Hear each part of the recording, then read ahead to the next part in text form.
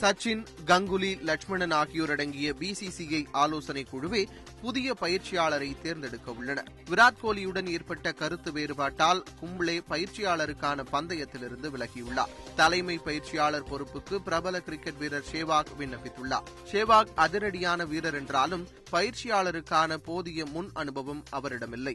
Kings 11 Punjab அணியை வழிநடத்தும் நபராக சேவாக் செயல்பட்டார். இருப்பினும் அது பஞ்சாப் அணியில் எவ்வித மாற்றத்தையும் ஏற்படுத்தவில்லை. மேலும் பஞ்சாப் அணி தோல்வியடைந்ததும் சேவாக் வெளிநாட்டு வீரர்களை காட்டமாக விமர்சித்தார்.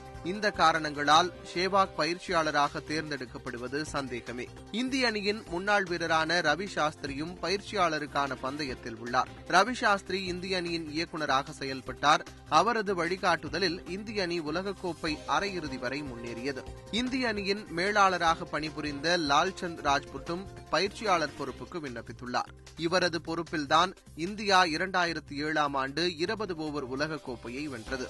மும்பை அணிக்கும் ஆப்கானிஸ்தான் அணிக்கும் இவர் பயிற்சியாளராக இருந்துள்ளார். ஆஸ்திரேலிய அணியின் முன்னாள் நட்சத்திர வீரர் டாம் மூடி தற்போது 3வது முறையாக இந்திய அணியின் பயிற்சியாளர் பதவிக்கு விண்ணப்பித்துள்ளார். இலங்கை அணியின் பயிற்சியாளராக இவர் செயல்பட்ட போதுதான் 2007ஆம் ஆண்டு உலகக்கோப்பை இறுதிப் போட்டி வரை இலங்கை முன்னேறியது. IPL தொடரில் ஹைதராபாத் அணிக்கு பயிற்சியாளராக இருந்த டாம் மூடி கடந்த ஆண்டு சாம்பியன் பட்டத்தை அந்த அணி வெல்ல உறுதுணையாக இருந்தார். மேற்கிந்திய தீவுகள் அணியின் முன்னாள் வீரர் பில் சிமோன்ஸும் பயிற்சியாளர் பந்தயத்தில் களமிறங்கியுள்ளார். கத்துக்குட்டி அணியான அயர்லாந்தின் பயிற்சியாளராக இருந்த அவர் அந்த அணியின் வளர்ச்சிக்கு பெரும் பங்காற்றினார். மேற்கிந்திய தீவுகள் அணியின் பயிற்சியாளராக இவர் இருந்தபோதுதான் 2016ஆம் ஆண்டு 20 ஓவர் உலகக்கோப்பையை அந்த அணி வென்றது.